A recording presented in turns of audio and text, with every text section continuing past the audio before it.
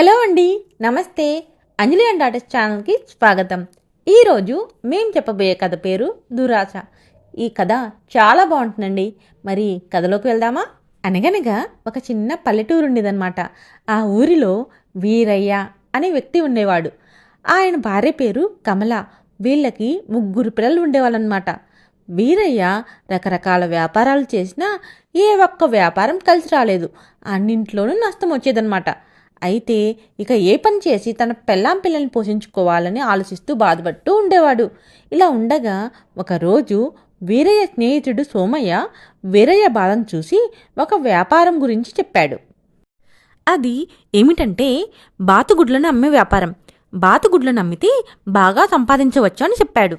కానీ బాతుగుడ్ల వ్యాపారం పెట్టే అంత డబ్బులు వీరయ్య దగ్గర లేవు. అందుకే వీరయ్య సంతకు వెళ్ళి ఒక బాతును కొని ఇంటికి తీసుకొచ్చాడు. తన భార్యకు జరిగిందంతా చెప్పాడు. ఆ రోజు నుంచి వీరయ్య, కమల ఆ బాతు ఎప్పుడు గుడ్డు పెట్టిద్దా అని ఎదురు చుట్టం మొదలుపెట్టారు. ఆ బాతు త్వరగా గుడ్లు పెడితే ఆ గుడ్లని అమ్మి బాగా డబ్బు సంపాదించాలని ఆలోచిస్తున్నారు. అయితే వాళ్ళు ఎదురు చూసే రోజు రానే వచ్చింది. వీరయ్య, కమల ఆ గుడ్డుని చుట్టానికి వచ్చారు. వాళ్ళు ఆ గుడ్డును చూసి ఆశ్చర్యపోయారు. ఎందుకంటే ఆ గుడ్డు అన్ని బాతుగుడ్డులా లేవు, అది బంగారు గుడ్డు. వాళ్ళు ఆ గుడ్డును చూసి చాలా సంతోషించారు. ఇక ఆ రోజు నుంచి బాతు రోజు ఒక బంగారు గుడ్డు పెట్టేది. ఆ గుడ్డుని అమ్మి బాగా డబ్బు సంపాదించారు. వారు ధనవంతులయ్యారు. పెద్ద ఇల్లు కట్టుకున్నారు, బంగారు నగలు కొనుక్కున్నారు, పిల్లల్ని పెద్ద స్కూల్లో చదివిస్తున్నారు. అలా రోజులు గడుస్తూ ఉండగా ఒకరోజు వీరయ్య, కమల మాట్లాడుకుంటూ ఉండగా వాళ్ళ ముందు బాతు అటూ ఇటూ తిరుగుతూ ఉందన్నమాట. అప్పుడు కమలకి ఒక ఆలోచన వచ్చింది. వీరయ్యతో ఇలా అంది, ఏమండి, నాకు ఒక ఆలోచన వచ్చింది. అది ఏమిటంటే ఈ బాతు రోజుకి ఒక బంగారు గుడ్డు పెడుతుంది కదా, ఆ గుడ్లను అమ్మే కదా మనం ఇంత ధనవంతులు అయ్యాము.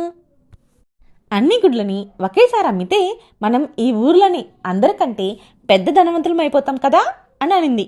దానికి వీరయ్య, నువ్వు ఏం మాట్లాడుతున్నావో నాకు అర్థం కావట్లేదు అని అన్నాడు.